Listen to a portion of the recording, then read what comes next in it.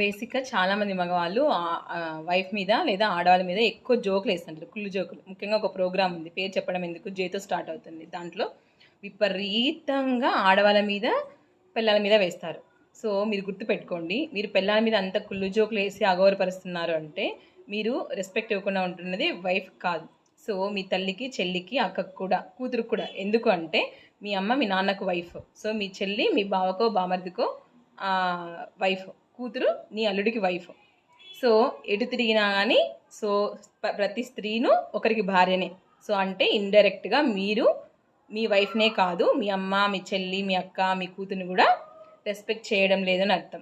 ఇంకోటి ఏంటి అంటే చాలామంది చెప్పే మాట, జోక్స్ వేసినప్పుడు కామెడీ సీన్స్ని కామెడీగా తీసుకోవాలి కానీ సీరియస్గా తీసుకోకూడదు అని అంటారు. రైట్, కామెడీని కామెడీలాగే చూడాలి.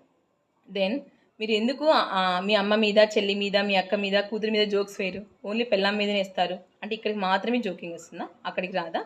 ఫస్ట్ అబ్బాయిలు మీ పర్సెప్షన్ మార్చుకోండి.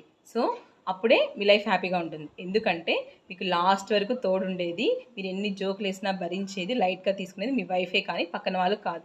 సో ఆ జోక్స్ వేసే మీరు ఏదో పెద్ద హ్యూమరస్ పర్సన్ అని అనిపించుకోకండి. ఎందుకంటే అందరికీ తెలుసు వైఫ్ ఇంపార్టెంట్ అని. ఎంత రెస్పెక్టబుల్గా చూసుకుంటే అంత బాగుంటుంది లైఫ్. ఎవరికి అంటే మనకి, మన పిల్లలకి. అంతేకాని జోక్స్ వల్ల ఏముండదు.